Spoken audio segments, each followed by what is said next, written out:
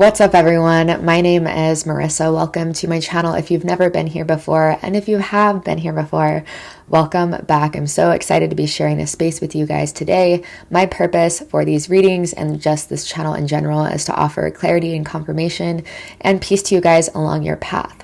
I understand that every life incarnation is extremely nuanced and intricate and unique. Yes, however, it's very apparent that souls that are within the same realm of evolution within their soul's journey will experience similar patterns of energy or curriculum, you could say, to advance their soul further.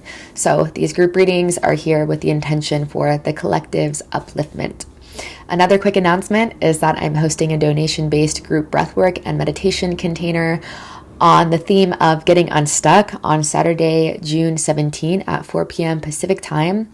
Again, this is donation based. And if you're subscribed to my newsletter, you got the behind the scenes of just how life blatantly pushed me in the direction of creating this space for you all. Very excited for the pranayama techniques that we're going to be using in this container.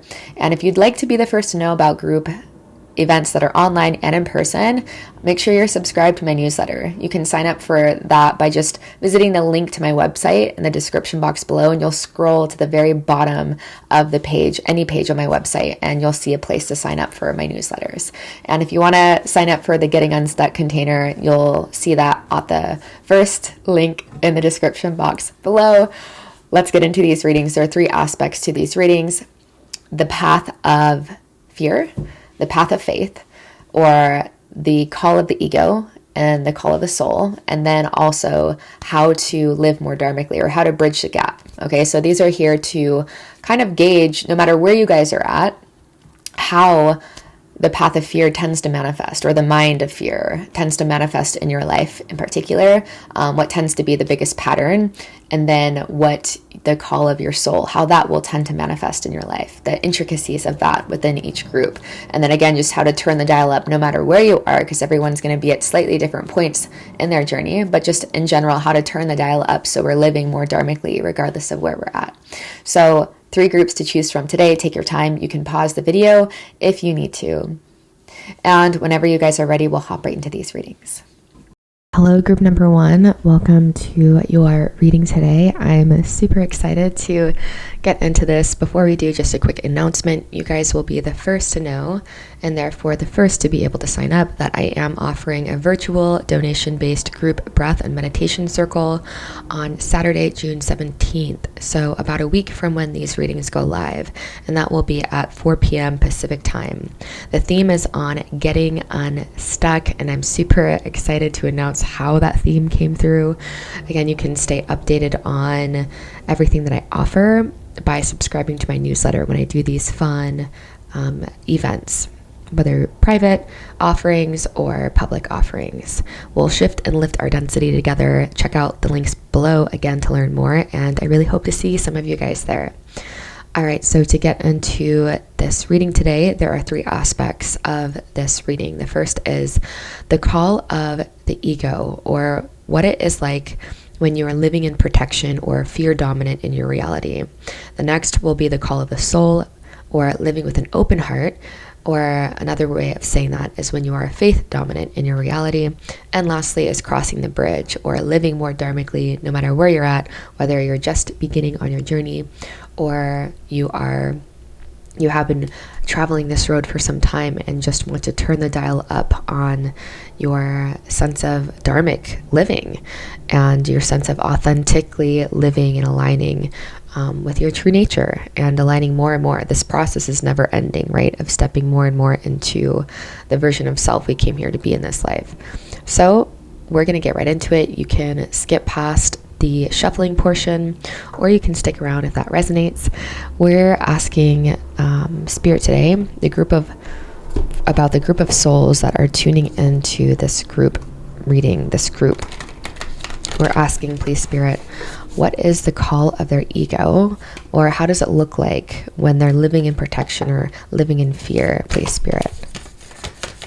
For group number 1, what's the call of the ego look and feel like for group 1?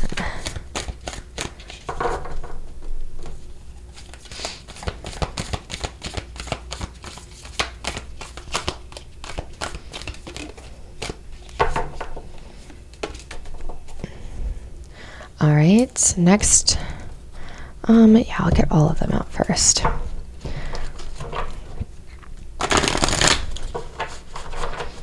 So we're still asking the call of the ego, living in protection. What does that look like for group number 1, please?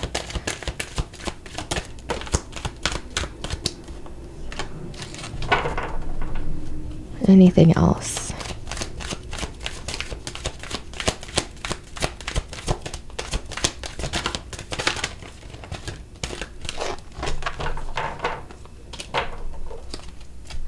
Okay. And lastly, this deck. What does living in protection look like for group 1? Oh, wow, you can't make this up. Okay. And now we'll get into what is the call of the soul for group number 1, living with an open heart, faith dominant. What does that look and feel like, please, Spirit? What does that look and feel like, living in faith for group 1?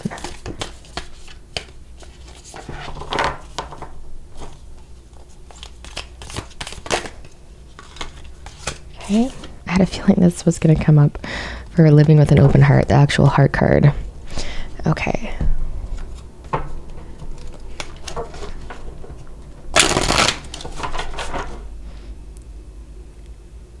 Okay, living with an open heart. What does that look like? Faith dominant.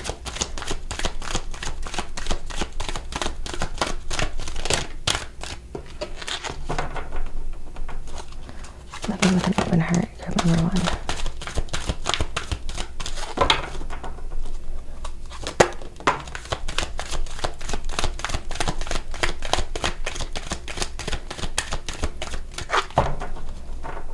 1. Okay. And lastly,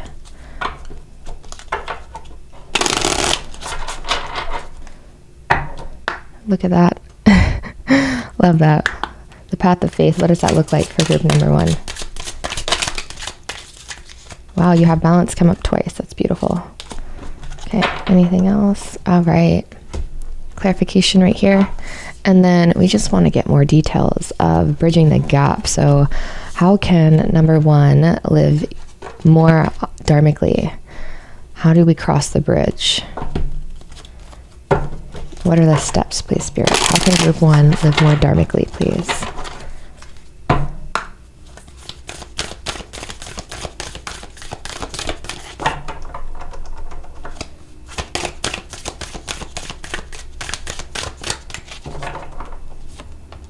Okay. And one more, please, Spirit. Any other messages? Crossing the bridge between fear and faith. Moving to faith, please. All right, anything else? This guy wants to come up too. Okay. All right, and these are here for clarification. I'm going to give it one shuffle for good measure.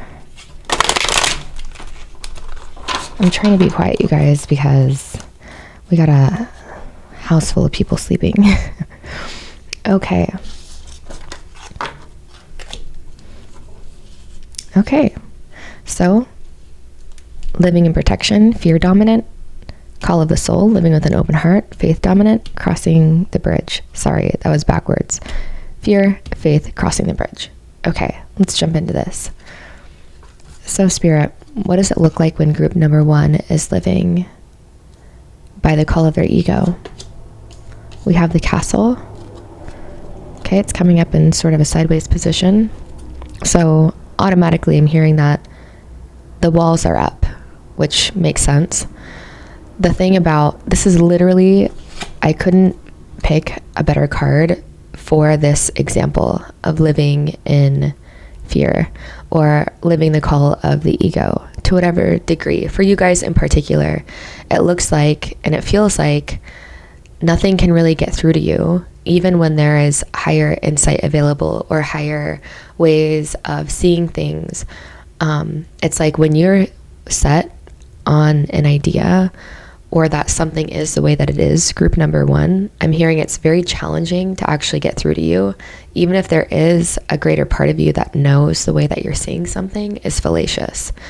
Even if there's a part of you that knows that the way that you're relating to something is not serving or is somewhat, what is the word?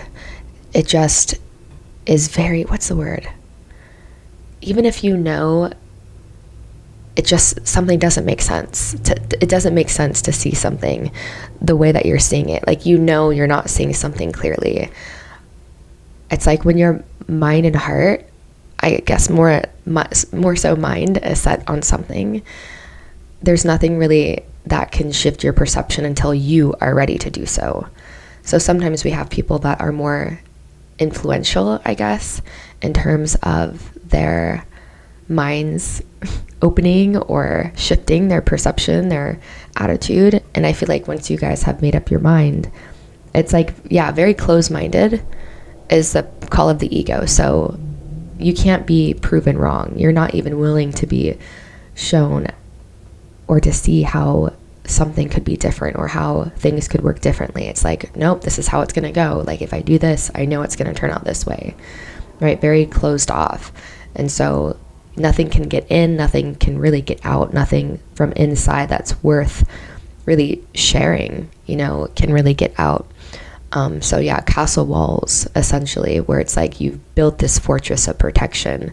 And so, you know, and this is how the ego works. It does so because it thinks it's protecting you, but it's really just blocking off those things that it really wants or that you really want at the end of the day. So yeah, I'm not surprised to see that. Let's get a little bit deeper with what the call of the ego looks like, and hopefully we'll get greater insight of how that is showing up in your life right now. Next, we have obstacles and challenges.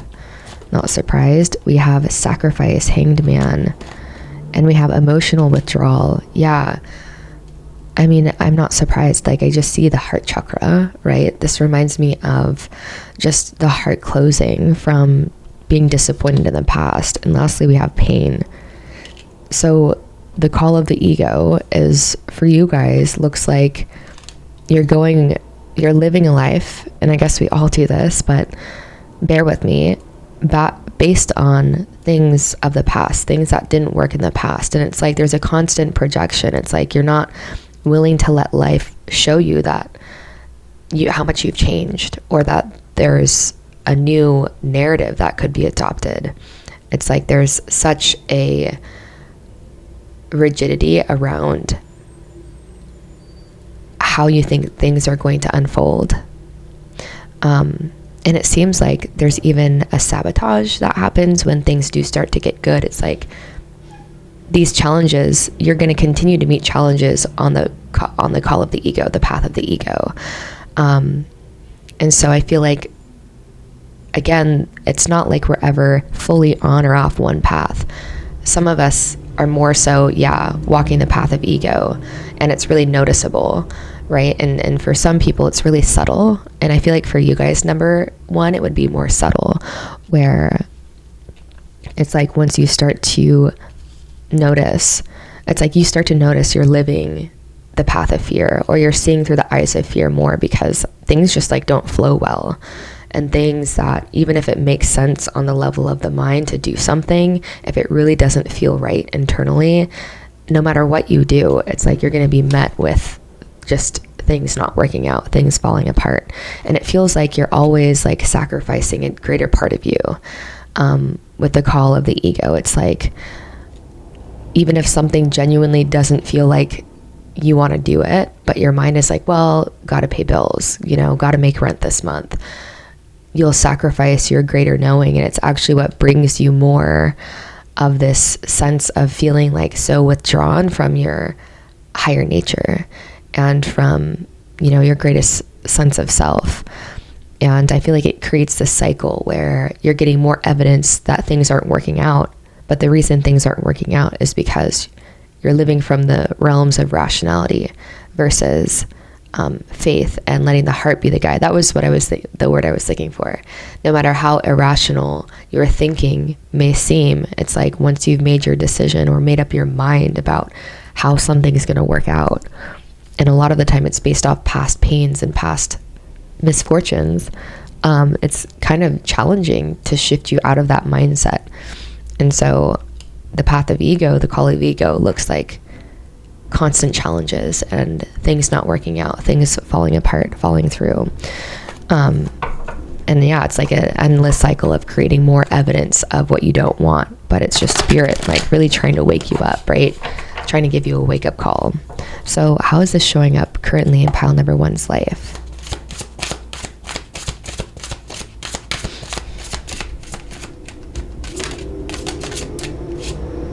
Yeah, I feel like things are coming to a head. And so maybe things are getting a bit more intense in your experience than normal. It's like, I'm getting the sense that,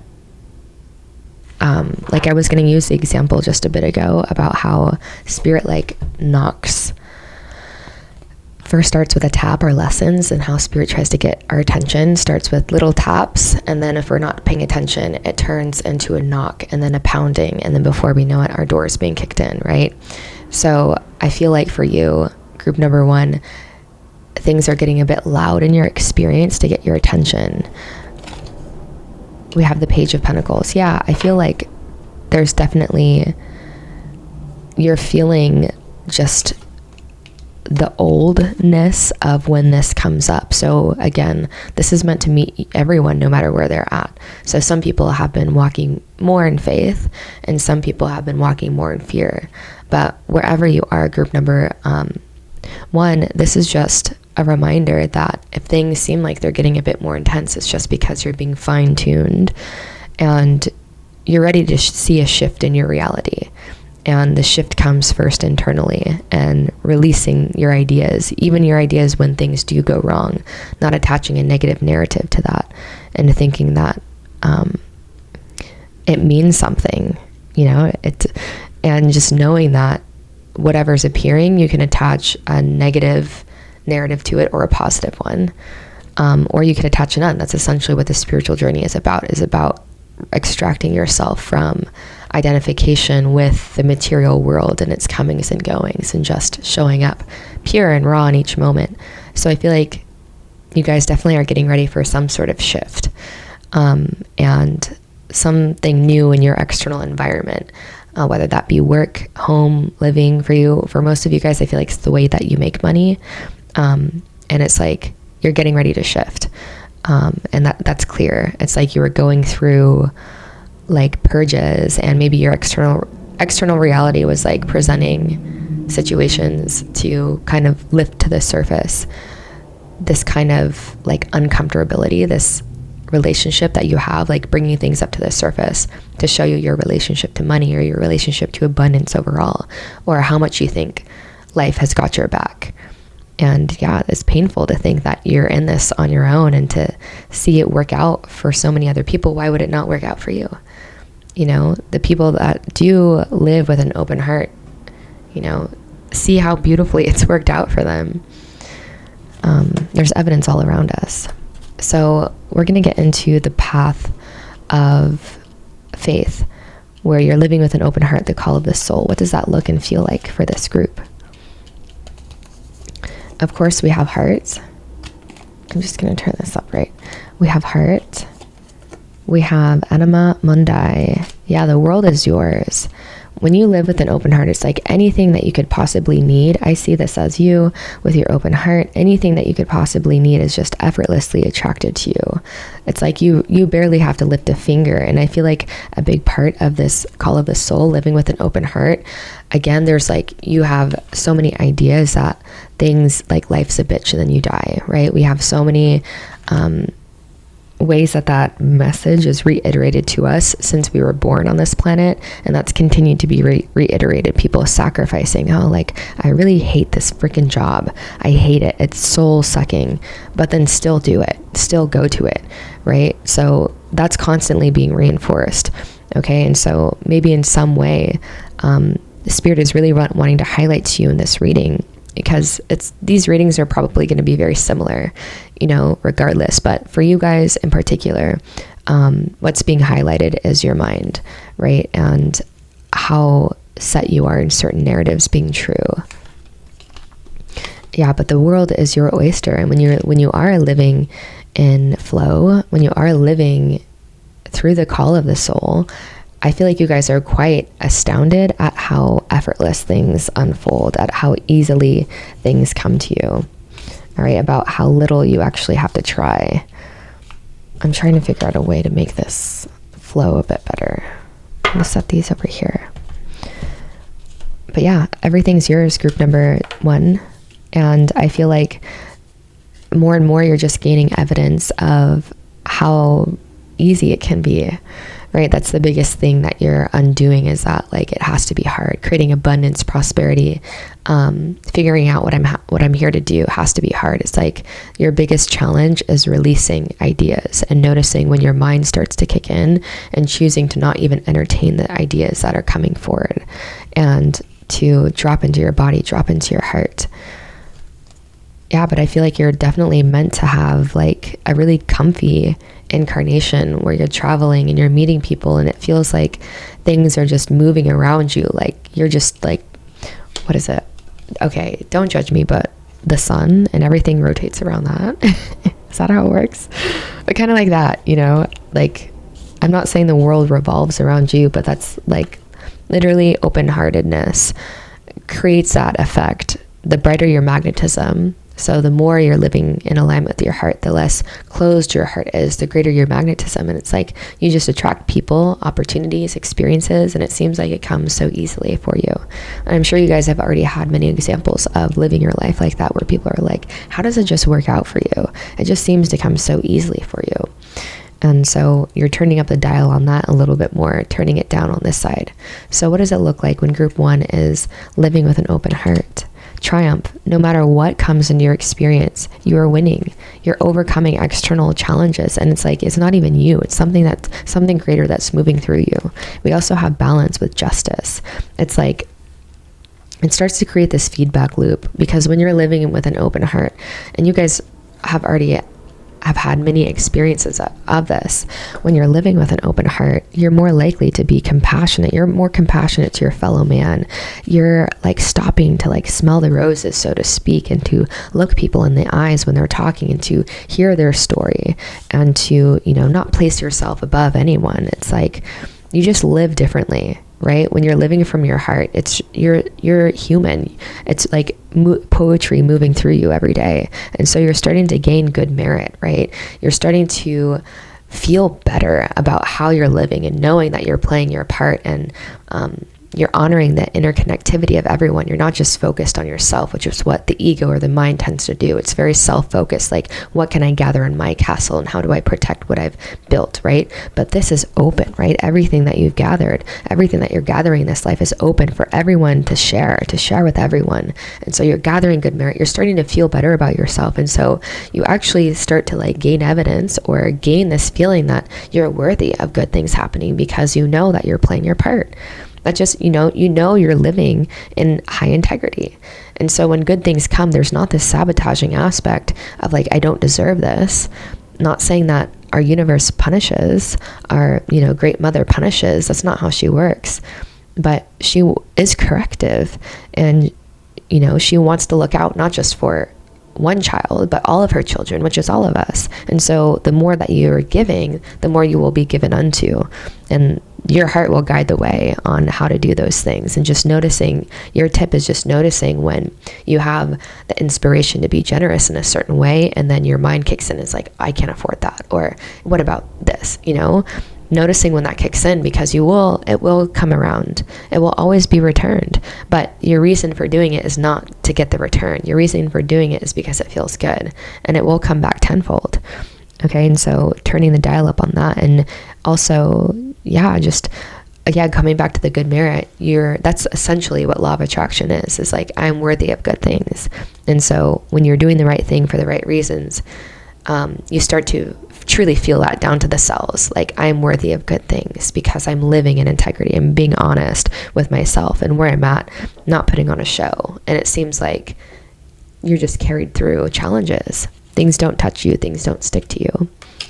Next, we have cleansed. Yeah, you feel like there's a sense of purity that you feel. You're constantly, like, nothing is getting stuck in your system. You're constantly, things are always moving, right? Water, when it becomes stagnant, becomes the most toxic thing for us. So something that was most life-giving at one point, we can't survive without it, becomes the most toxic when it's not moving. So there's a sense of things are always moving. You're never hoarding. You're never just like keeping things to yourself, and whatever way that feels like. If you feel really abundant in your wisdom one day, you're extending that, you're sharing that. If you feel really abundant in like, you got like a raise or you got a bonus, like you're feeling abundant and sharing that, whatever ways. It can look so many different ways, to get out of the mind again. And rigidity is really big for you guys. So not attaching ideas of how it looks and letting your heart guide the way, right? Things are constantly moving. There's a sense of purity that you feel about yourself and your life. And we have balance being reiterated. So Spirit really wants to emphasize that you just feel good. It just feels like you are playing your perfect role. Things are in divine harmony. There's a deeper part of you that knows that you'll be taken care of. All right. Because it's just like when you are extending your resources or helping someone out, just because it's coming from the good, your good nature, you're sending your vote to the world, to the collective, essentially, of the world that you want to live in. And so you're playing your perfect part. It has to start somewhere, right? And then, that will come back around. Who knows? It's inevitable that you'll start attracting people on the same frequency that will see you struggling in a certain way and be like, hey, I have a little extra of this month, whether that's time, knowledge, energy, resources in some way, whatever it is. I have a little bit of this. I'm going to give this to you, right? When you're already living in that world and already doing that, it's only inevitable that the rest of the world reflects that. So you're just turning the dial up over here. Turning the dial up of, it doesn't have to make sense. That's intuition. If you can logic and rationalize or explain your intuition, it's not your intuition.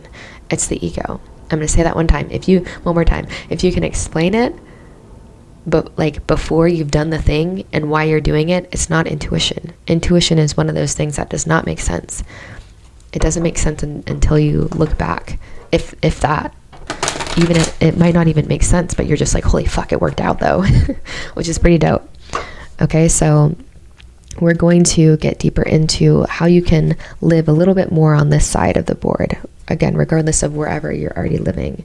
So crossing the bridge for group number 1, living more dharmically. Show the world the real you. Full moon in Aquarius. That tells me that you are naturally a very generous and open-hearted person.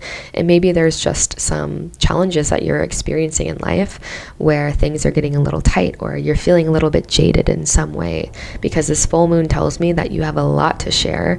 This Aquarian energy tells me that you naturally are here for the people. You naturally want to see everyone win and rise. You naturally believe that we should all have the same amount of resources and access to the same things, healthcare, basic living to survive on this planet that belongs to no one, but for whatever reason, few people decided they were going to make all the rules for that benefits pretty much no one and just a select few, right? So this is already your true nature. This is all of our true nature.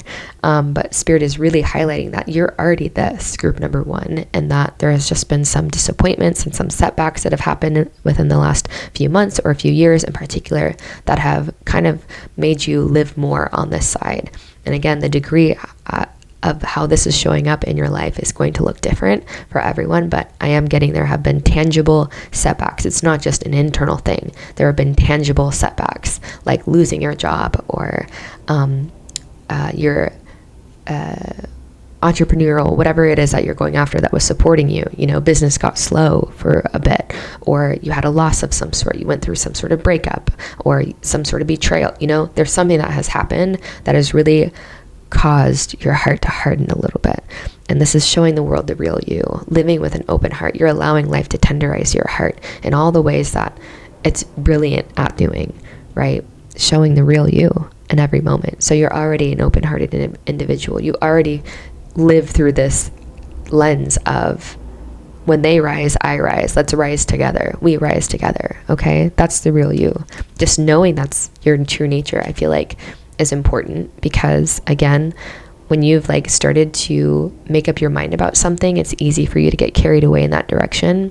And so maybe you started to believe, because all these things were happening that seemed bad or negative, that means that you deserve bad things and that you don't actually deserve good things. So just keeping in mind that narrative, that you're not attaching any narrative at best, but if at anything, how can you shift your perception and shift your attitude around the negative things, the unwanted things when they do happen, to not make it mean anything about your worth or your deservability or your lovability.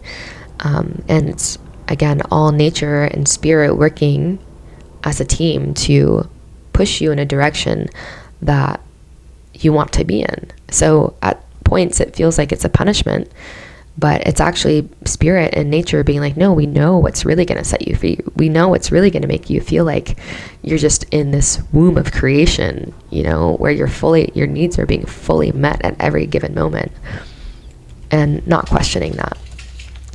So lastly, we have, I surrender to a power greater than me. That's exactly what that is. Surrendering to this idea, this womb, this cosmic womb that we were just talking about, right? Like the baby in the womb, right? Everything is provided for. It's not the sense that you have to go out and make things happen. This is so beautiful. This is like exactly what we were discussing, what was coming through, right? This is truly, that's what the path of faith really is. And there's 4 levels of faith. And at this moment in time, I can't remember the 4 different levels, but the first 2 levels, it's more on the side of needing evidence. And the second 2 levels, it's like less evidence is needed to no evidence. And it's like, I don't know how, I just know things are going to work out. I don't know, I couldn't tell you how, but this is, there's not an ounce. Level 4 is like, there's not any part of me that thinks that this is not going to work out. It's like a challenge comes and I expect that to be cleared, because I'm living from this. I'm living dharmically. I'm living in integrity with the laws of nature, the laws of reality, right? So again, it's like surrendering to something greater than you. Ego protection is like, it's just about me. But remembering that this thing that is animating all of us is part of all of us, right? And so it's going to give you nudges to like help someone out over here, just like it's going to give other people nudges to help you out over here when you need it, right? It's like this thing just is moving through us more and more, living through us more and more. Go check out maybe the surrender experiment. My roommate's dog is out. I don't know if you can hear her clicking. Go check out the Surrender Experiment if you haven't read that book already, by Michael A. Singer, group number 1. It's unbelievable. And more you live in these realms and you talk to people that are in these realms and you see that this is how life really is, right? You see just like the miracles that operate when you're living a life of faith versus fear. Yeah. I could go on about this topic, but moving on, we have I'm unapologetic about what I desire and trust that what I focus on will grow. Yeah. So what are you choosing to focus on in each moment? And is that the things that have gone wrong? Is that how things tend to always go wrong? How you're always meeting obstacles? Or is it, I'm always being grown in each moment to handle and to be able to, have the capacity to correctly steward the prosperity that I'm receiving, right? You're just being matured in every moment.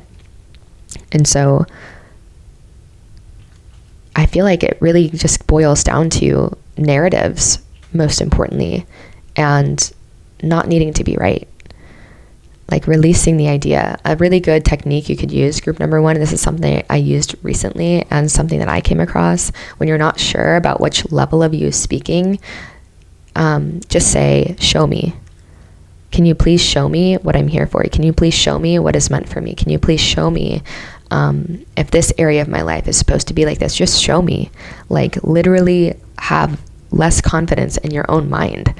Your mind is not your friend.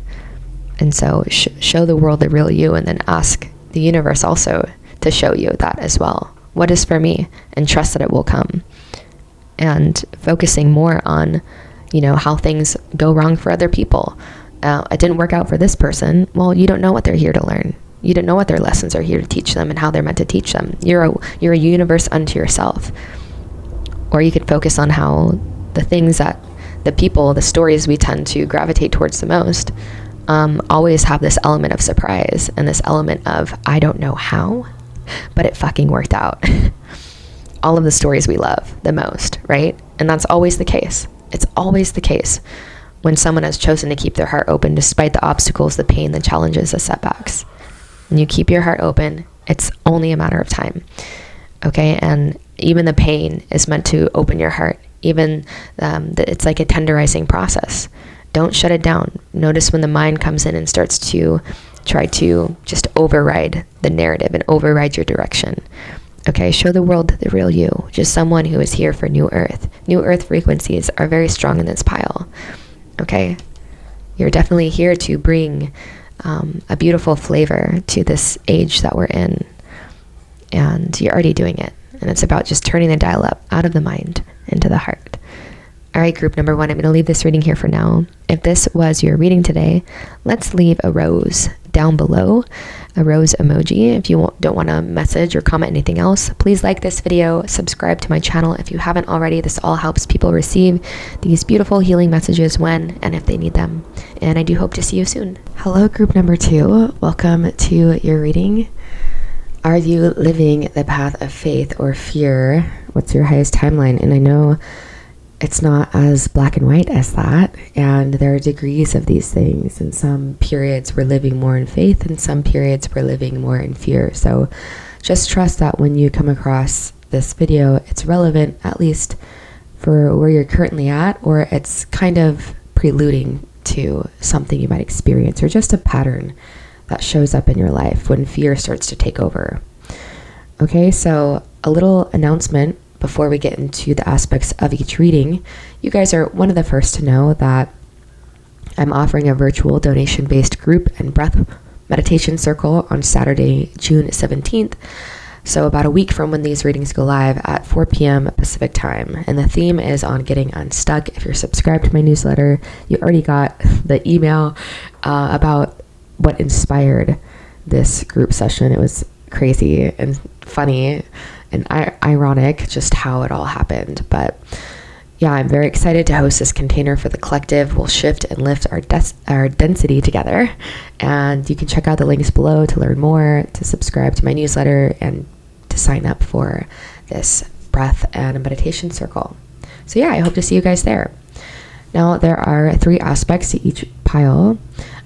First, we're going to dive into the call of the ego, living in fear, the call of your soul, living in faith, and then crossing the bridge, how to live more dharmically. Again, because this is more of a dial. It's not so much like you're either or, although some people might find that their life is dramatically like that. They're living a lot more in fear, and there's little tiny peaks of faith to where it might as well just be the path of fear, right? But not you guys. I know the people drawn to this pile have been on their path for some time. And yeah, you're welcome to stay around for the shuffling portion, or we're going to hop right into this reading. So, to the guides that are overseeing these group of souls drawn to this pile today, we're asking, what does the path of fear, the call of the ego, look like for this group, look and feel like? Clear, concise, and accurate messages, please. Okay. And more details, please, Spirit.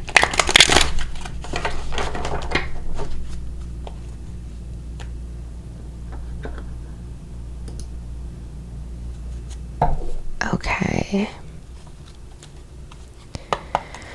What does the path of the ego look like for this group? The path of fear.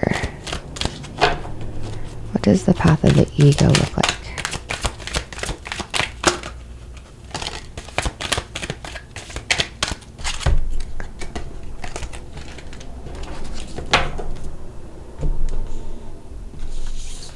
And lastly, please, the path of fear. What does it look like for this group?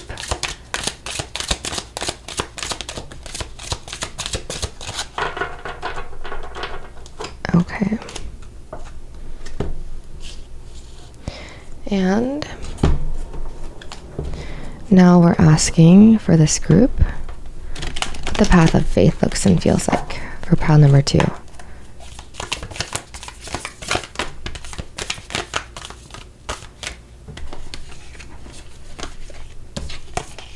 What does the path of faith look like?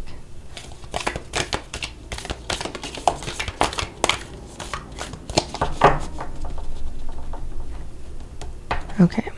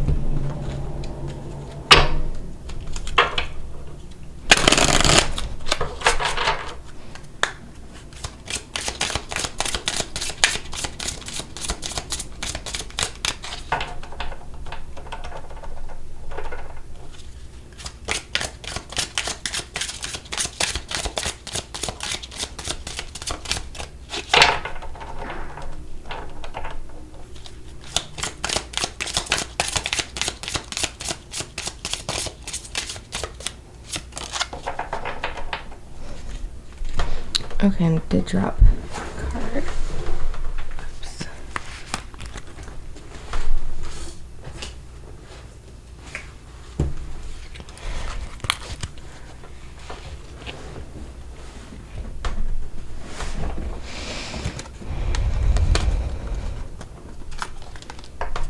Okay, and lastly, we're asking what's going to help bridge the gap. How can this group live more dharmically?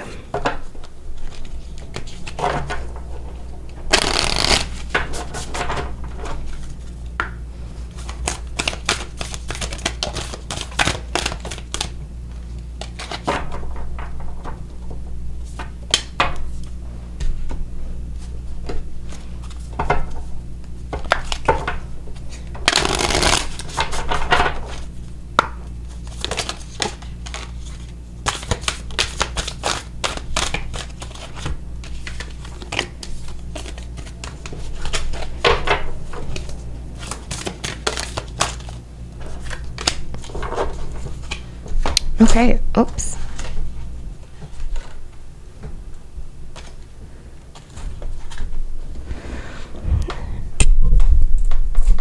All right, my friends, let's get into this.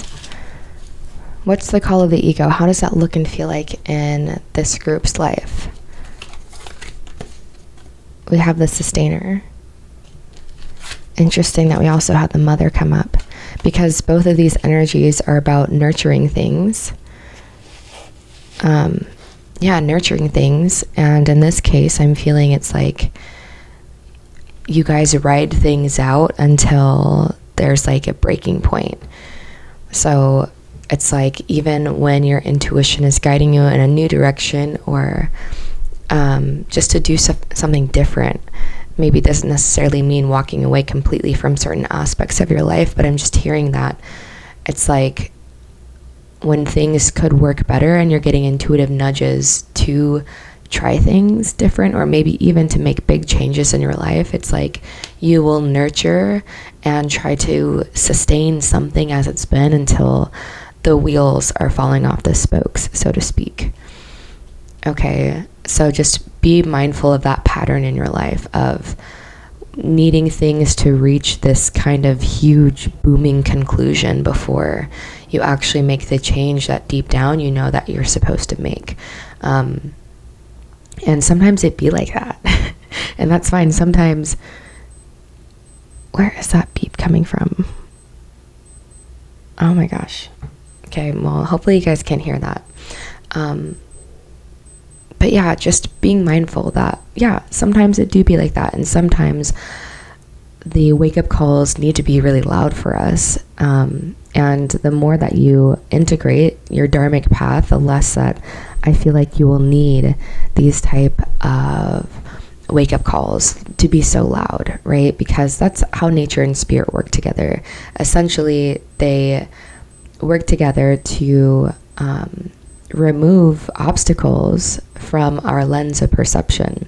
And sometimes that means removing obstacles from our external vision, our external perception, to get us asking the tough questions. Did I say remove? Sometimes they'll put them there.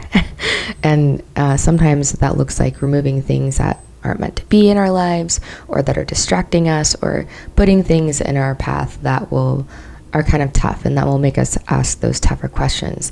The more your path is riddled with those things, and I'm not saying the more faith you're in, the less you're going to have those challenges. I'm just saying the less jarring they're going to be, the less loud they need to be. Okay, because on Earth, it's a plane of polarity. There's going to be ebbs and flows.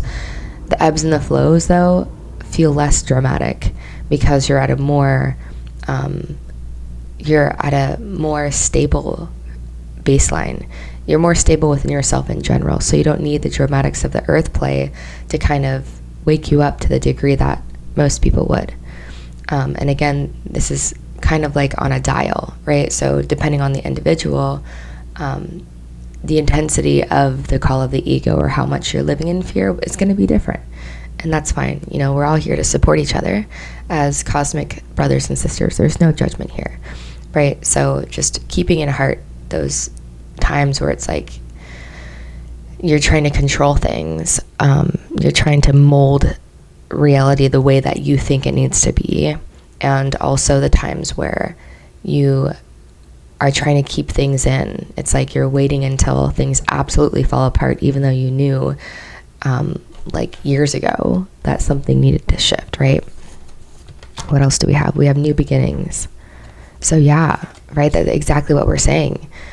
It's like before you allow a newness to come in, or a new direction, it's like you're waiting for something to completely fall apart first, or the sense of control that you're trying to have over your reality,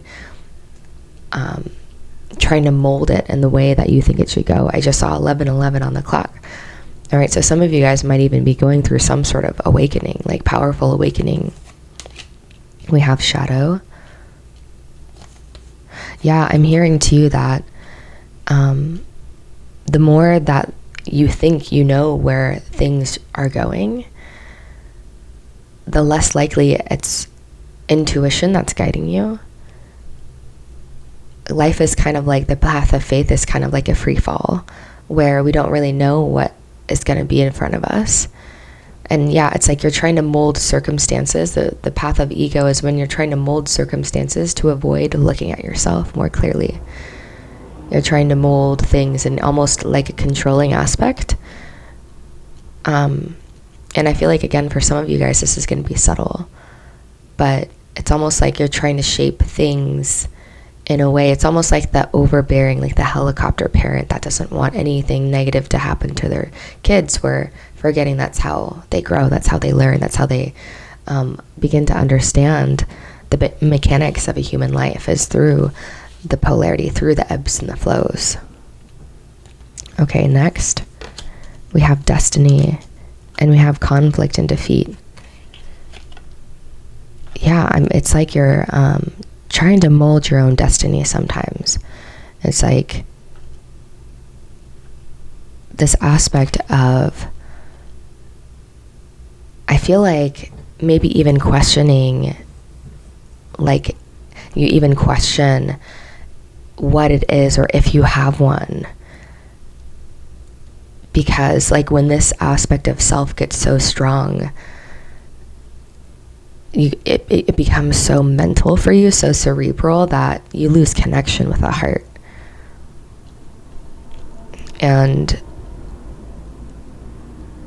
yeah, again, it's that, you know, that quote or that saying that if you can describe it, if you can explain it, then it's probably not intuition, right? If you can explain it plainly and kind of logic and reason your reason for doing something, or a direction that's calling you, it's probably not intuition.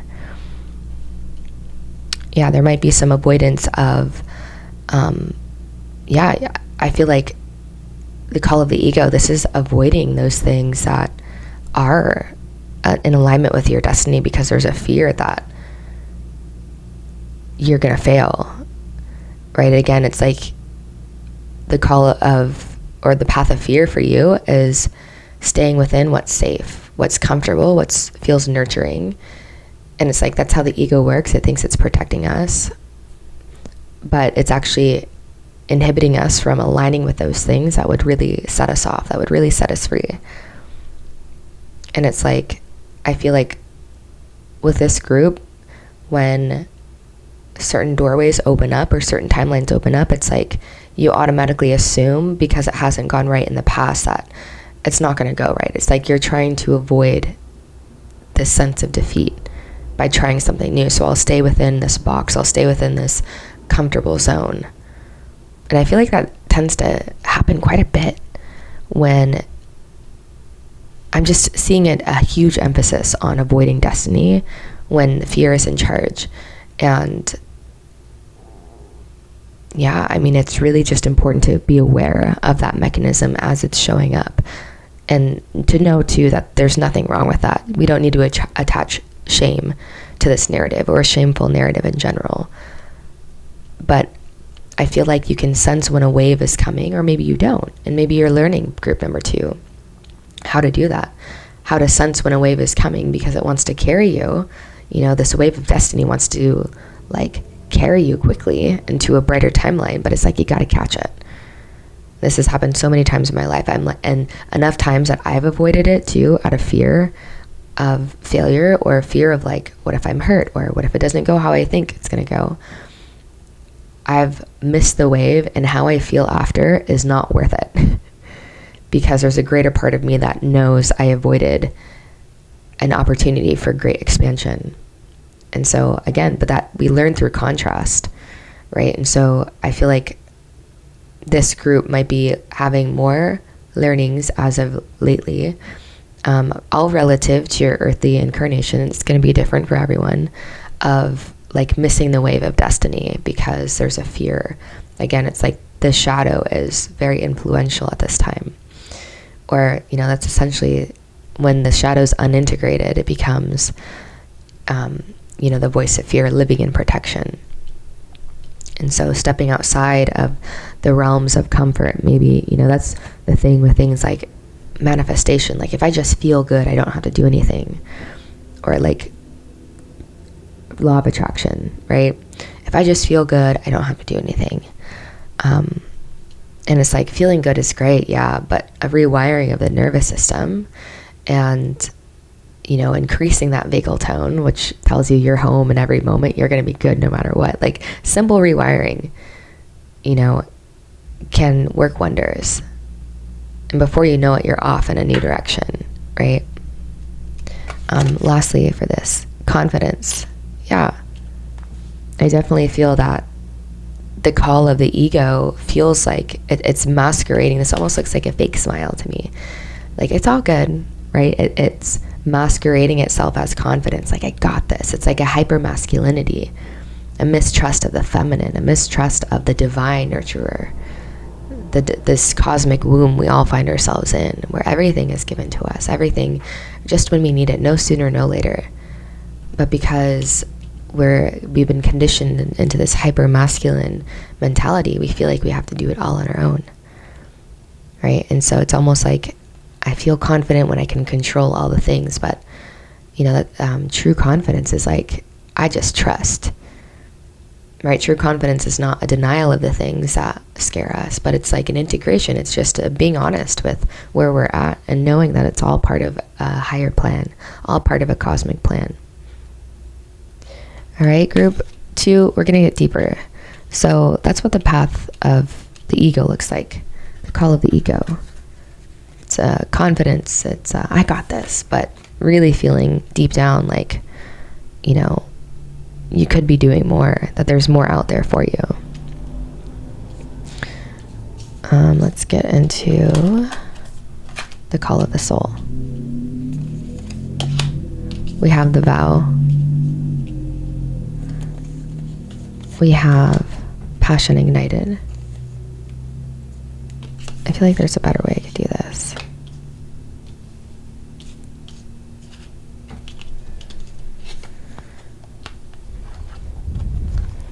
Okay, so with the vow, we have passion ignited, we have suffering in silence, and we have frustration. Yeah, so I feel like it's interesting. I feel like you're just being more real with the call of the soul.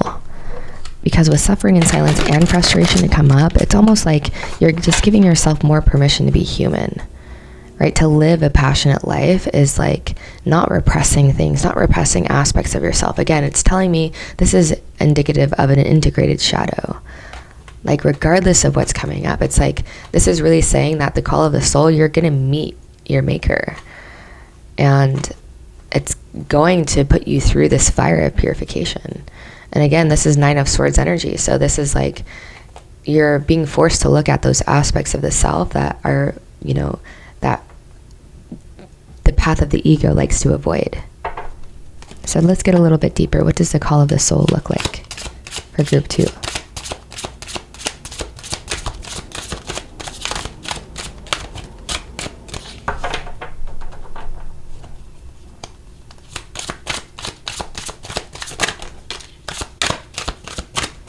Yeah, you have 2 queens coming up, okay?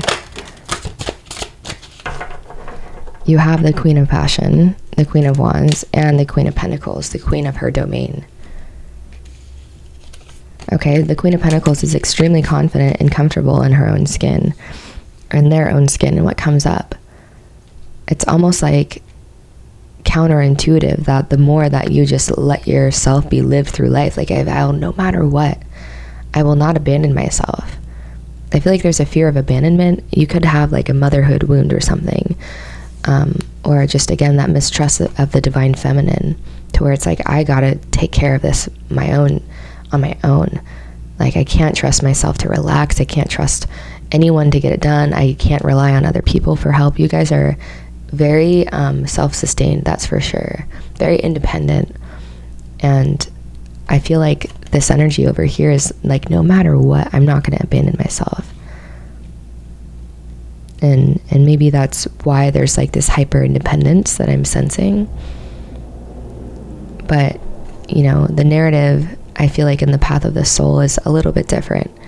And it's like, I've never been abandoned. I've always had just what I needed to have for my soul's perfect evolution in this life. It's like vowing to, no matter how uncomfortable things may get, that you will follow the path, that you will go through whatever transformations you need to go through. The thing about these 2 queens, they're both very magnetic, right? So it's like there's not this sense of, I'm going to go out and get what's mine. Like the Queen of Wands is the Queen of Pentacles is very patient in her unfolding, and the Queen of Wands is very magnetic, right? She attracts what she needs to her.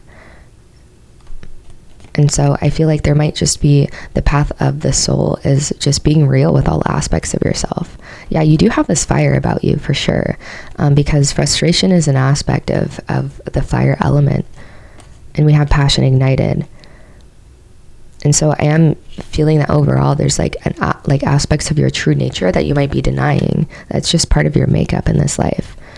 Maybe there's a narrative of it just seems like a denial of self that is being reclaimed when you're living the call of the soul. It's like you're just honoring all aspects of your incarnation, including this personality, this vehicle that you have to explore this incarnation. Path of the soul. We have 2 5s coming up. We have 5 of Pentacles and 5 of Swords. So it's interesting that we have these types of energies coming up on this side, because Spirit really wants to reiterate for you guys that on the path of the soul, it's not all easy breezy. Sometimes the path that seems the hardest is the easy path.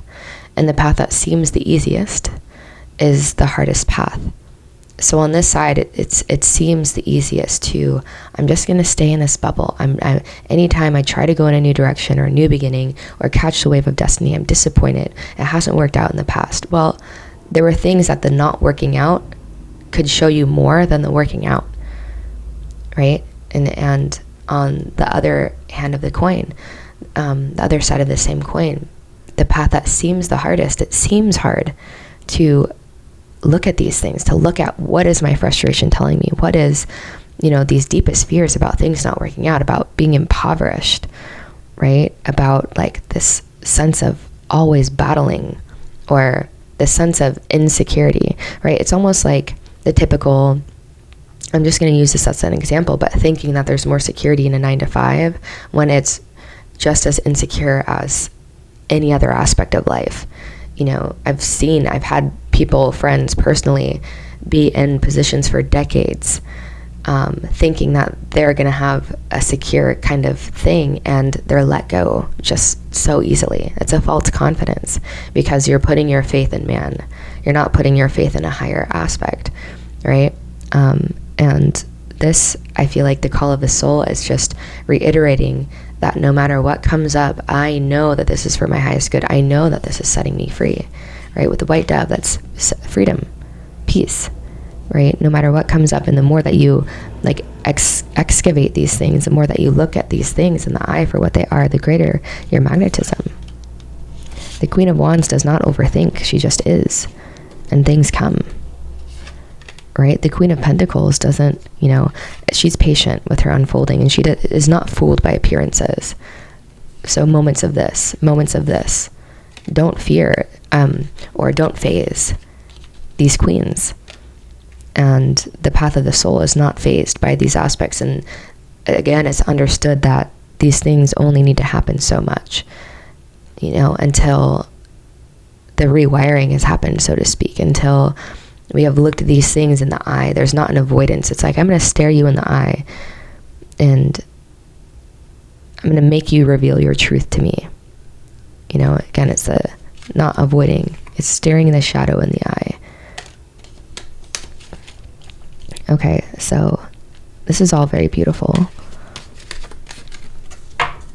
Again, it's almost like counterintuitive. Sometimes we feel these things won't be on that path, but it's like, you're living, your brightness goes up so much the more that you face these subconscious kind of tethers. It's like there needs to be an awareness, so they're not running you without you knowing it. And it's like you can clip the cords, so to speak. All right, but it is beautiful. You are living a passionate life, right? And it's like the passion of your higher self, the drive of your higher self just burns away these karmic propensities. The path of the soul is the path of purification. You're facing these things. You're not living within the confines of comfort. And to some degree, it's that weird paradox. Like the highest truths are paradoxical in nature, because it is a great comfort to know and to deeply experience that you are supported by the divine womb. You are carried by the divine womb. And then also you're consistently stretching, you're consistently expanding. And so there's growing pains that can go along with that. But then you soon enough, you get used to that feeling. You're like, all right, this is just part of it. And so less and less, there's this avoidance of it, right? Just burning things away very quickly. So how do we bridge the gap for this group? How do we live more dharmically, despite all of this? A personal issue reaches resolution. Full moon in Cancer. Feeling all the things.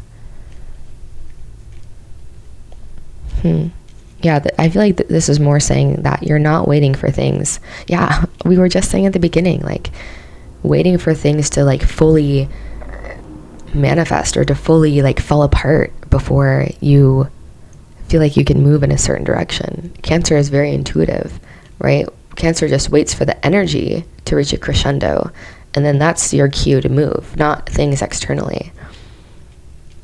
Okay, but living more dharmically, I feel like this shift tends to happen when something big happens in your life, like I'm getting tower moment type of energy. And so I feel like that's only going to need to happen so as much as you tend to avoid or suppress or not hear your intuitive nudges. All right, living more dharmically, it doesn't need to be this huge, like, I mean, from speaking plainly, it's all you at the end of the day. Like, you're the one creating these, you know, moments where you're metaphorically pushed up against a wall so you like can see what you're made of. And I feel like you'll just get tired of that more and more, of it needing to be like that. And so you'll take more initiative to make the changes that, you know, need to be made. A time for healing.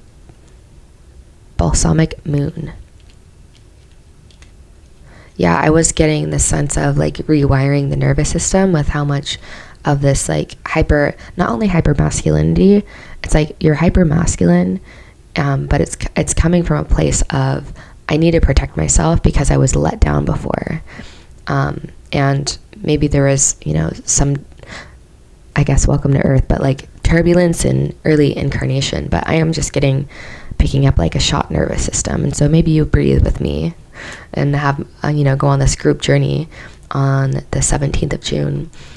Or you can also book a personal private session with me if you're seeing this past this video, or past when that offering is still there. But what's going to help this, and I'm just going to get a little bit nerdy for a second, but I've been breathing and meditating every morning for over 9 months now. And when I tell you that is the number one factor which allowed me to take probably one of the biggest leaps in my life back in March, I know without a doubt it's from breathing and meditating every day. And quantum physicists have actually explored in depth what happens when we, you know, breathe and meditate on a daily, like the consistent practice of that. And what actually happens is that our brain gains or creates more neuroplasticity, or becomes more neuroplastic. And so what that means is, over time, we've like developed these habits, these patterns, these identities, which then in turn create our life. And our brain has fired and wired these pathways so much together, these associations, that even when we want to be something different, it's hard, because literally your brain is fixed on these pathways are fixed. And so breath and meditation accelerate the process of rewiring to not only break association with those habits, identities, patterns, behaviors that create your life, but also it makes stepping into and aligning with a greater version of self, a greater identity, much easier. And that's what I'm kind of getting here. It's like not a need to force at this time, but it's a need to relax into yourself. And these things, these identities will be easier to merge with. And again, conviction comes with your identity merging with the higher self versus the lower self, right? Path of faith over path of fear. You start to hear insight and the divine whispers, the divine comfort come through the more that you are honestly doing nervous system work. A shot nervous system means a messy mind. A messy mind means we can't hear the voice of our soul. It's harder.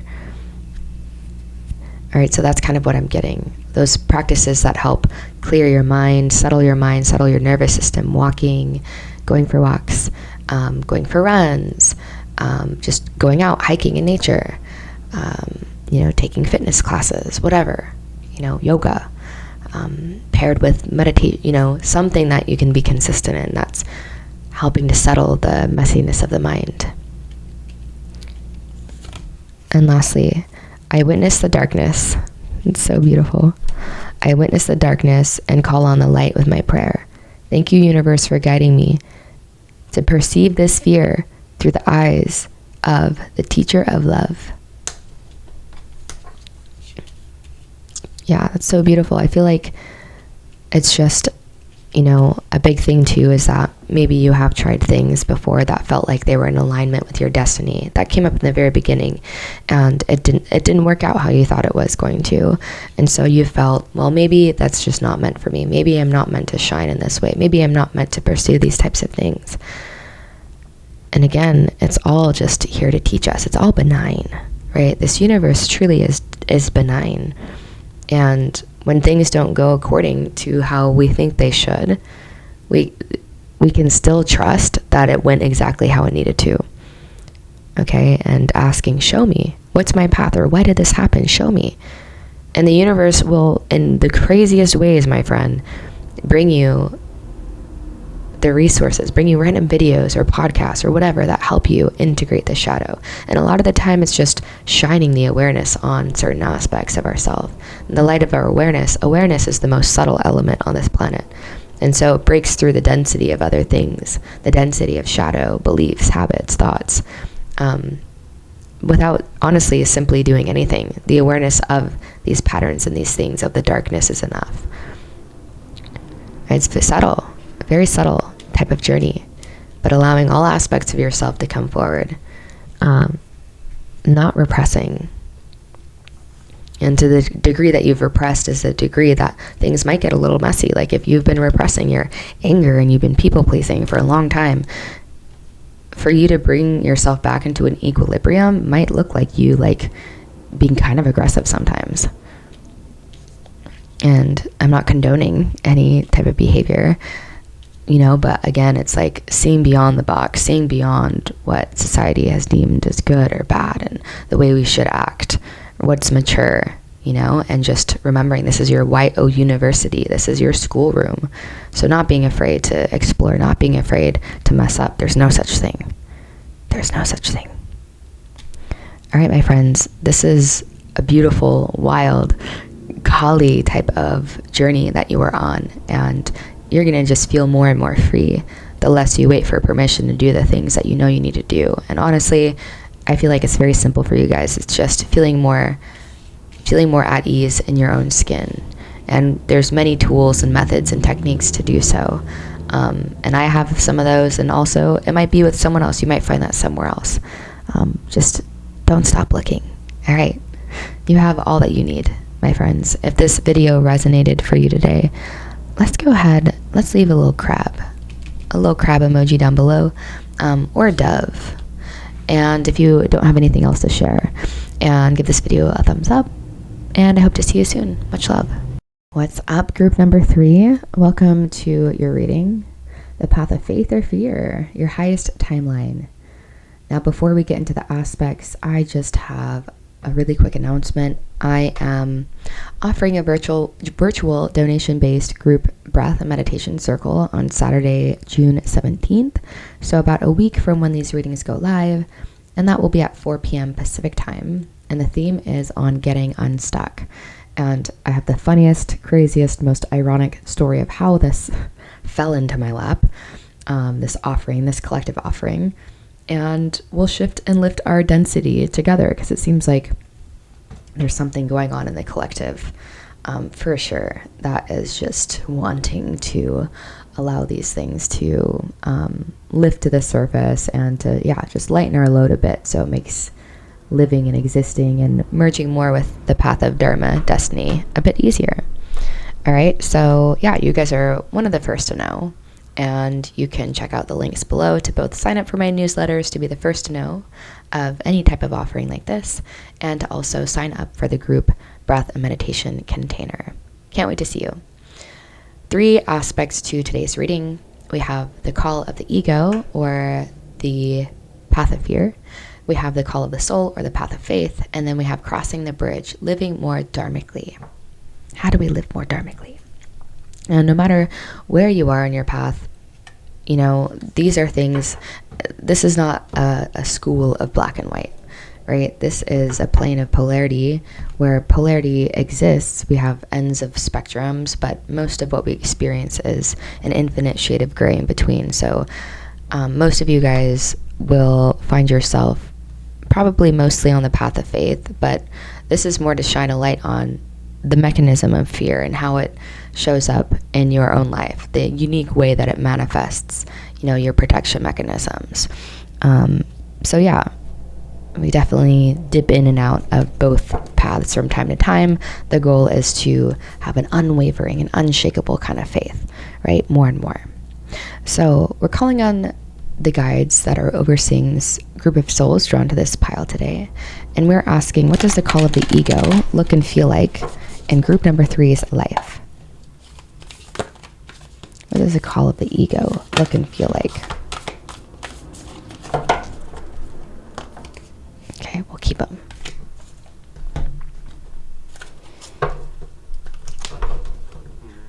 Call of the ego.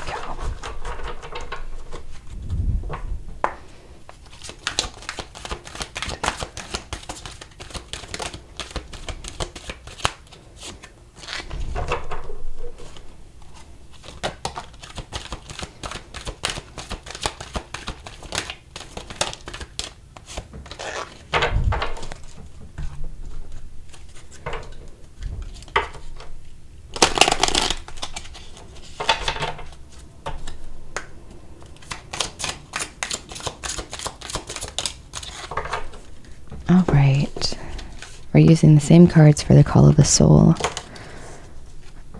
So now we're asking, what does the call of the soul look like for group number 3? What does living with an open heart, faith dominant path look like for this group?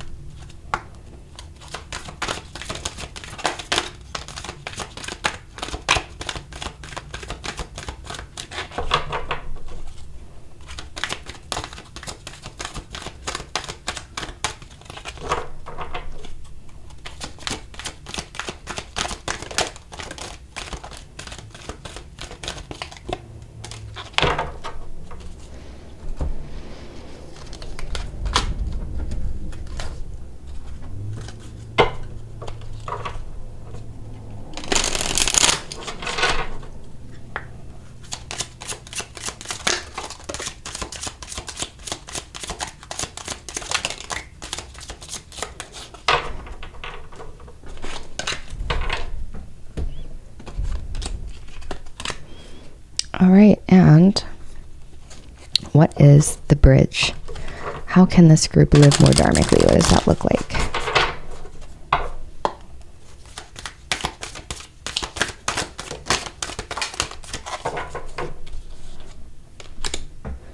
We'll take the one that fell.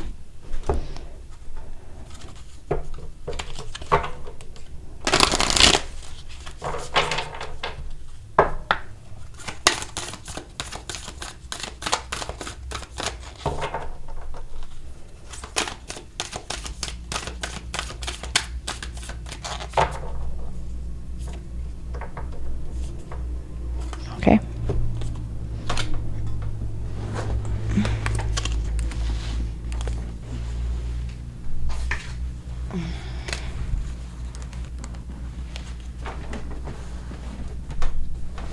All right, and this is just here for clarification purposes. We'll move this over to the side. So group number 3, the call of the ego, the path of fear. How does that look in your guys' lives in particular? How can you sense or just become aware of when it's starting to kick in overdrive? We have the dead end. Things just feel like they're not working out.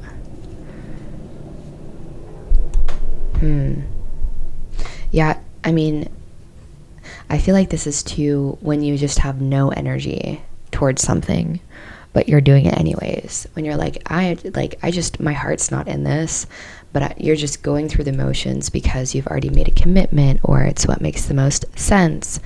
But it's like those things that, there's really no energetic pull or reason that you're there.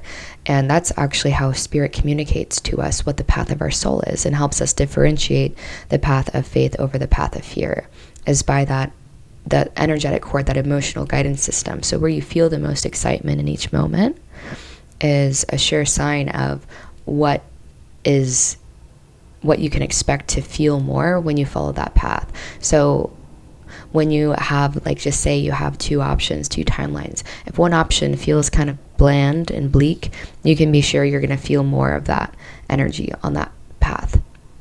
if you were to merge with that path. And if you have one that feels really exciting and full of love and mystery and just flow and faith, you can be sure you're going to feel more of that.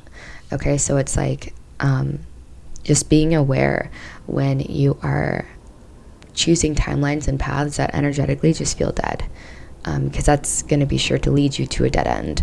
Because it's like your passion's not there. Not only, like, even if it could sustain you for a matter of time, like it's only a matter of time before it reaches a crescendo and it just like does not work out, right?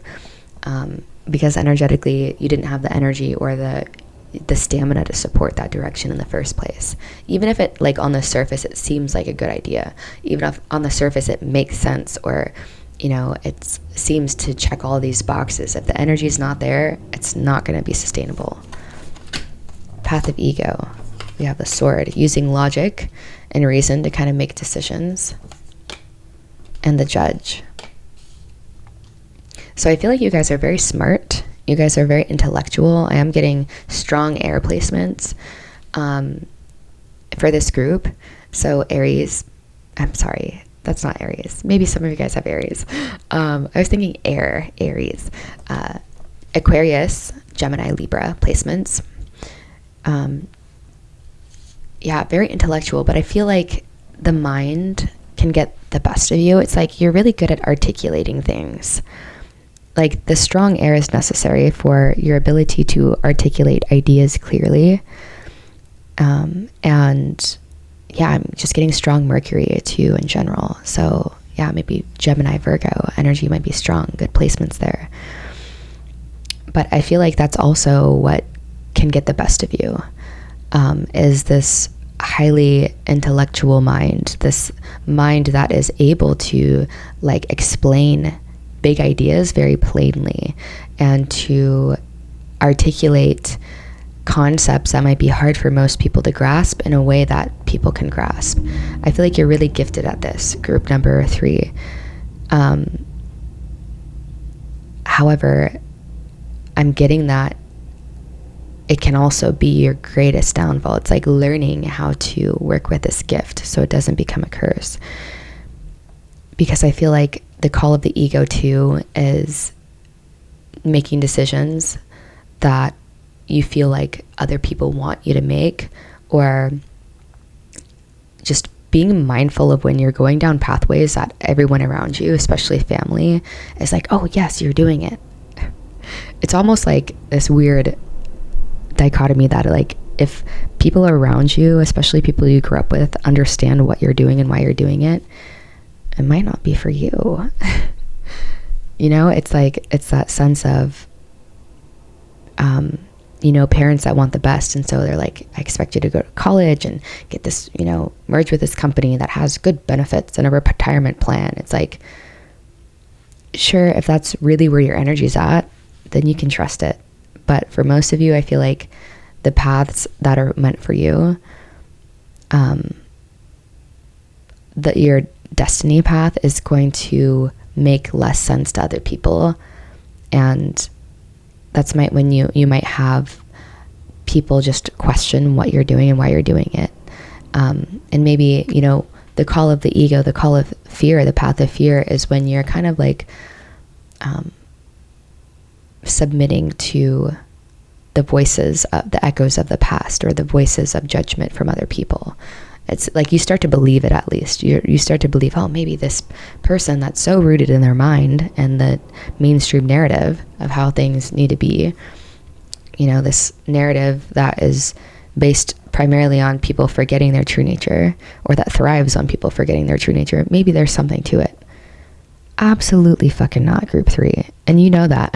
So the less it looks like a path that other people can make sense, I feel like for you, the better. Okay, let's get deeper into this. Path of ego, call of ego, choosing wisely. Yeah, it's like your mind starts to be like, I'm making a good decision. I'm making a wise decision. I'm being mature. It's like feeling like, first of all, that you could make a wrong path, but it's also like, from what level are you choosing from? Because the level of the mind, the levels of the mind will take you down different pathways than the level of the heart, for sure.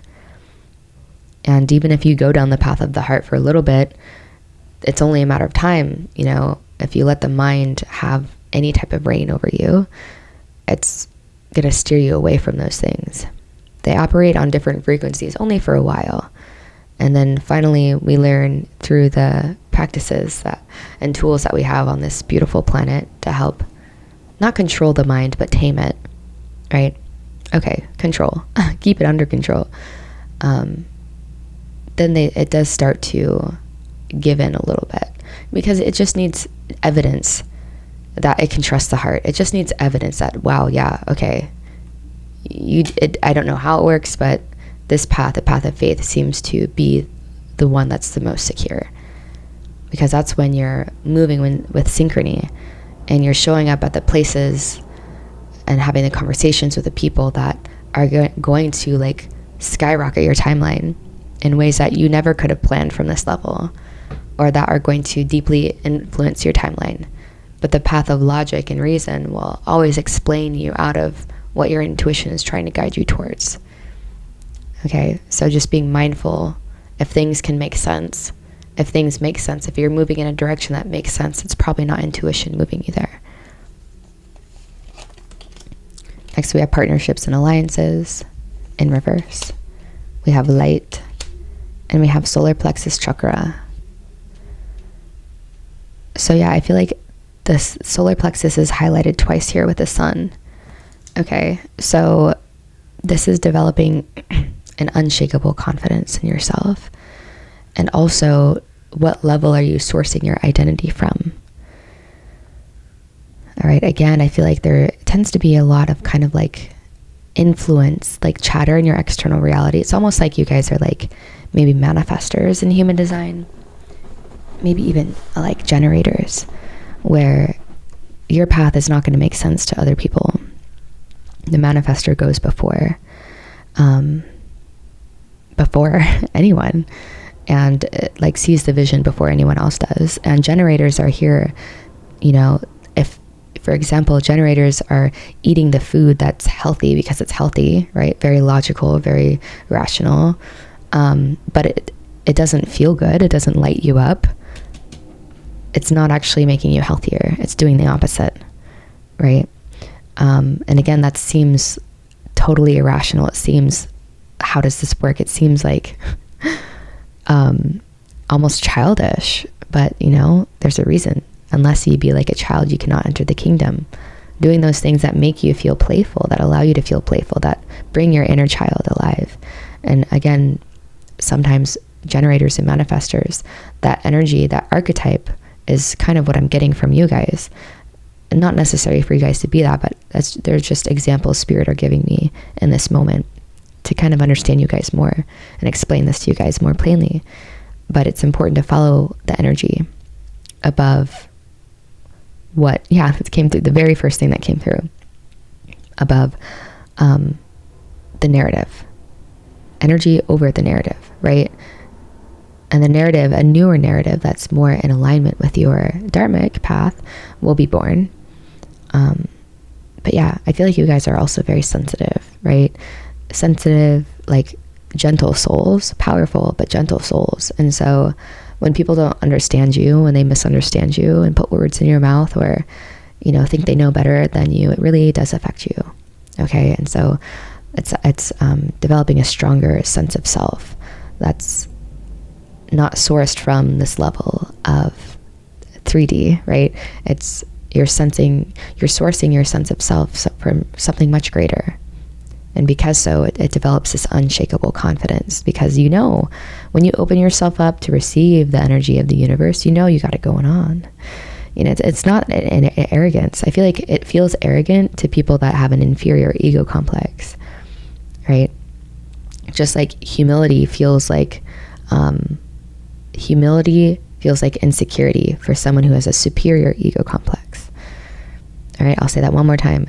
To an inferior ego complex, confidence feels like arrogance. And to a superior ego complex, humility feels like insecurity.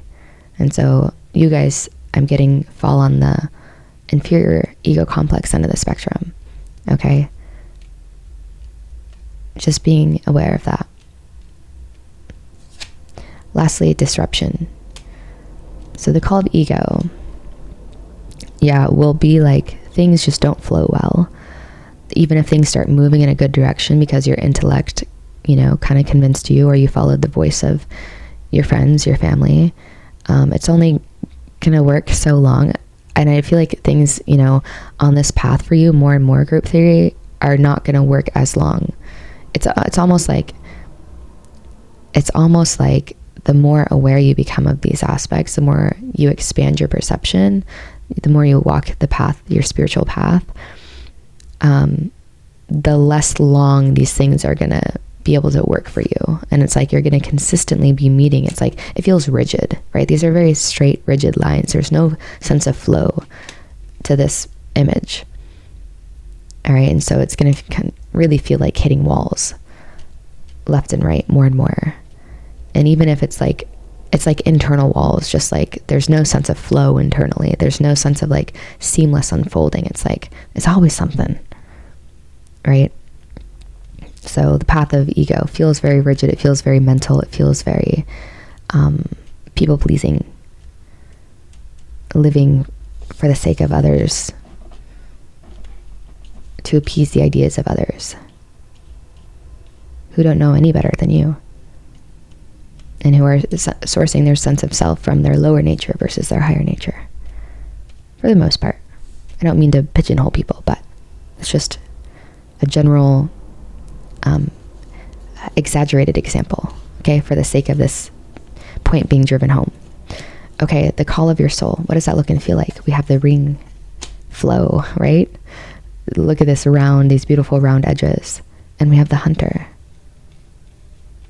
Yeah, there's like this sense of determination, right? It's kind of the opposite of this dead end energy. It's like, even if there's like a tiny glimmer of light, it's like you're going to follow that tiny little hole of light, and it's going to continue to get bigger, right? Off in the distance.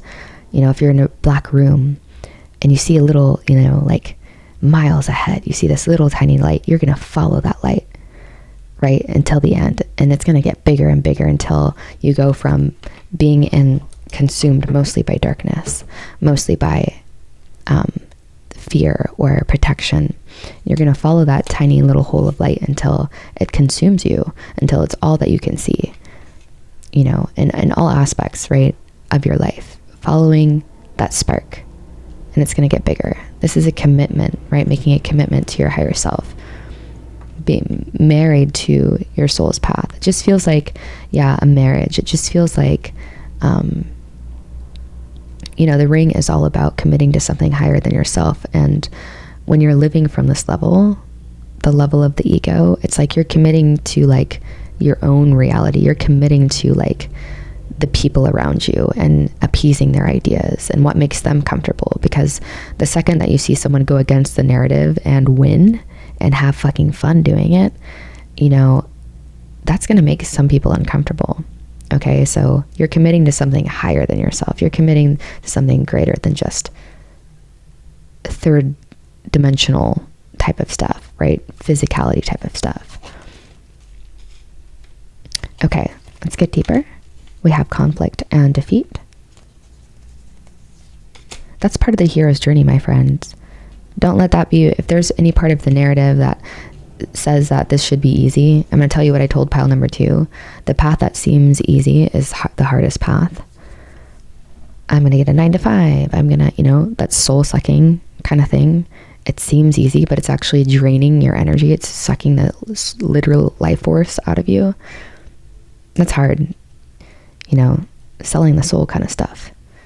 And the path that seems hard, the path that you might have to face your deepest fears of defeat and failure, is actually the easiest path, right? Betting on yourself seems hard, but it's easy because you rigged the game in your favor anyways, right? It's all here to kind of like push you in the direction of success. And so no matter if it seems like you've failed or it seems like you've succeeded, you can trust that it's all here to push you in the direction of your greatest path. right? No matter what, this is giving Chariot energy. No matter what comes up, I'm not going to give up. That's, the hope card, the star card. I'm going to keep reaching for the light. I'm going to keep full steam ahead towards light. Full steam is going to look different from day to day too, being aware of that. But the call of your soul feels like, it's like you have obstacles in both, but the obstacles you meet here feel like worth it.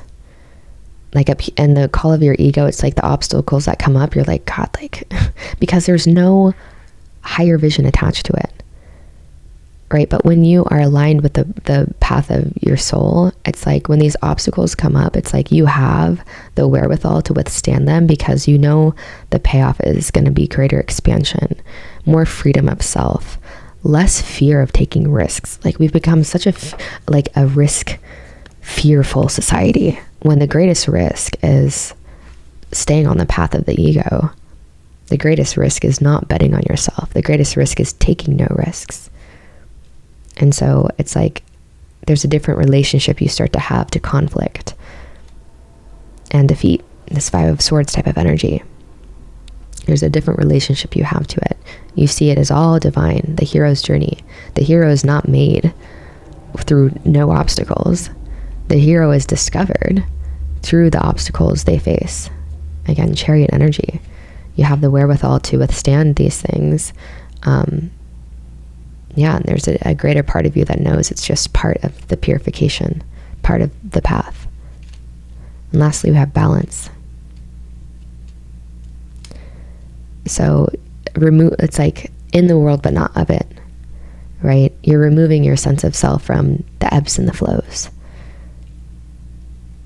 Yeah, this is an unshakable faith for sure, to where it doesn't matter what comes up in your reality, you trust, right? That's the biggest thing. When you're married to something greater than yourself, you're sourcing your sense of identity from something greater than yourself. It's like you trust everything is as it should be. Everything's unfolding as it should be. There's no accidents in justice. It's like getting, I don't want to say what you deserve, but like getting what's yours. And not attaching any narratives. If it's showing up, okay, it's for a reason. And I'm going to get quiet enough within so I can hear that reason. Protection. Confidence. Yeah. There's the path of the soul. An unshakable confidence in the fact that you are divinely protected. That you have all that you need. You will be provided for. This is just kind of driving home the point of what came up, that no matter what shows up in your reality, you know it's just meant to shape you, right? It's all leading you down this path of greater freedom, greater light, greater hope, greater faith.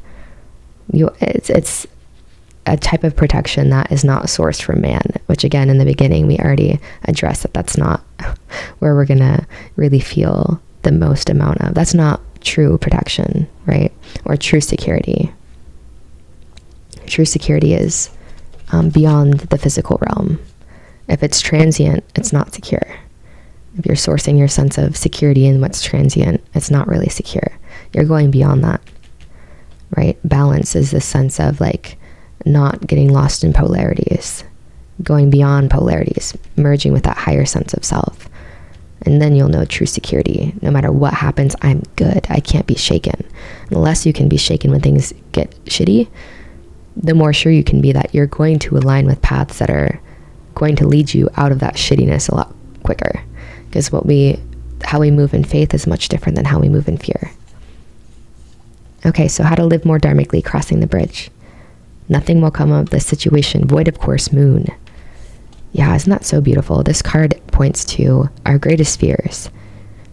Our greatest fears hardly ever come to fruition. All right, nothing will come of this.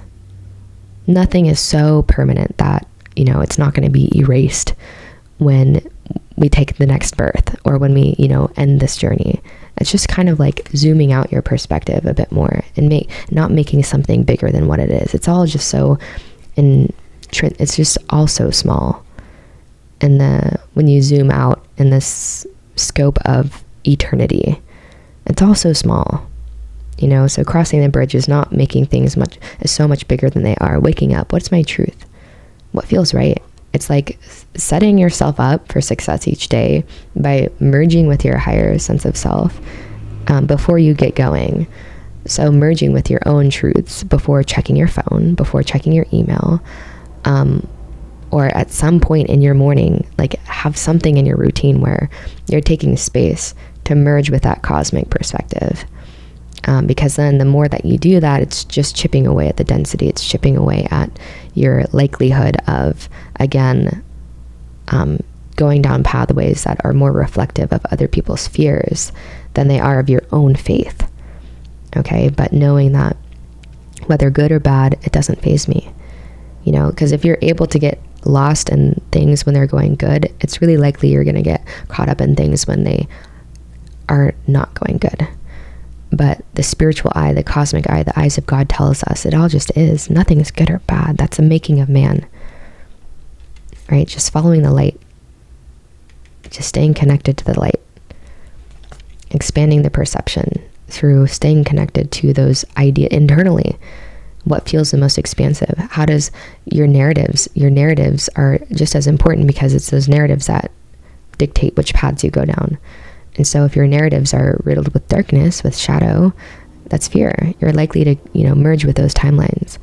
But the more that you're shining the light of your perception, choosing those more expanded ideas, the lens of light, the more that lens is going to be shown in those aspects that are more shadowy, and it helps integrate it, right? Awareness, light is the most subtle element, and it breaks everything else down. It integrates everything because it's all light. Shadow is just unintegrated light, right? Light that is just more fractalized, has more space between it. I don't know how we got down that rabbit hole, but just, yeah, merging with those perceptions that feel better, that feel more light. Truth sets us free. The more good it feels, the more free it feels, I should say, expansive. When we're thinking about it, the more sure we can be that we're seeing through the eyes of God, and vice versa. The more dark and dim and brim it feels, that's the ego, that's fear, that's the lower self. Okay, so in all ways, just heading for the light, reaching for the light.